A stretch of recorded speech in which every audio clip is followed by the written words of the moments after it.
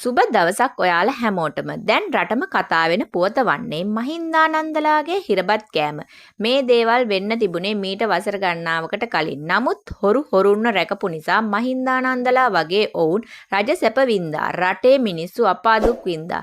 මේ දේවල් වලට තිත තියන්න ඕනෑ නිසා තමයි රටක්ම එකතු වෙලා නව රජයක් පත් කරගත්තේ. නමුත් මේ රජය පත්වෙච්ච දා ඉඳලා දූෂිතයන් කළේ බාල්දි පෙරලපු එක. විශේෂයෙන්ම යටින් අරමුණු හිතේ තියාගෙන සේපාල්ලා වගේ දෙපිටි කාටුවන් අනුව උන් කියන්නේ දැන් රනිල්ලා මහින්දලා කියන්නේ සුපිරි වැඩ්ඩෝලු. නමුත් මේ හැමදේම දරාගෙන වත්මන් ජනාධිපති අනුර කුමාර දිසානායක රට හදන්න උපරිම කැපකිරීමක් කරනවා. රටේ සමහර මිනිස්සු රජයෙන් සැප ඉල්ලන්නේ හරියට ගෙවුණු අවුරුදු 70 ගන්නට MPP යන රට පාලනය කරා කියලා හිතාගෙන. ඒ මිනිස්සුන්ට අමතකයි දූෂිතයන්ගේ පාලන සමයන්වල මේ ගෙවන අවුරුදු ගන්නට විය යුත්තේ රට නිසි මාවතකට යාමයි. ඒ අතරට රටේ විනය දූෂණය අඩුවීම මිනිස්සුන්ගේ චින්තනය වැඩිවීම මේ වගේ දේවල් ඇතුළත් මහින්දානන්දලා හිතුවේවත් නැති විදියට තමයි කූරු ගන්නින්න වෙලා තියෙන්නේ.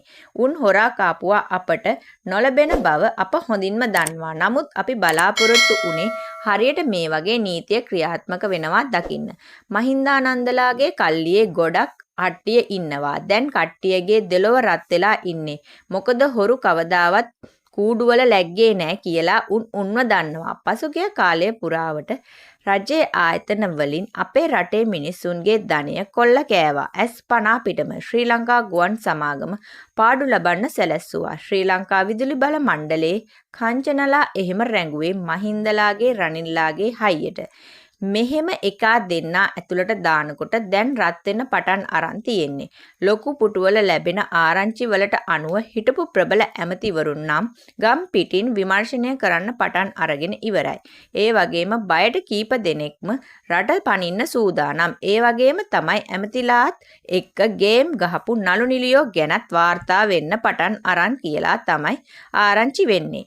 පසුගිය කාලය පුරාවටම දැක්කා අහසින් පහළ වෙලා වගේ ධන කුබේරයෝ උණු නළු නිලියෝ තොගයක්. ඉතින් මේ හැමදේම නිසි ක්‍රමවේදයකට විමර්ශනය වෙලා වැරදිකරුවන් නිසි දඬුවම් ලැබේවි. නමුත් ඒකට කාලයක් යන බවත් අමතක කරන්න එපා.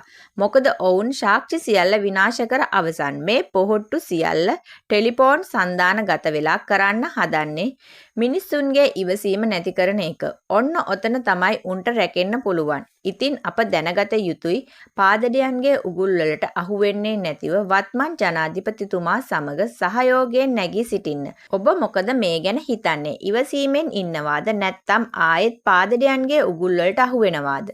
මේ ගැන ඔබේ අදහස පහලින් කමෙන්ට් එකක් දාගෙන යන ගමන් අපගේ හිත් TV YouTube නාලිකාව subscribe කරගෙන යන්න අමතක කරන්න එපා.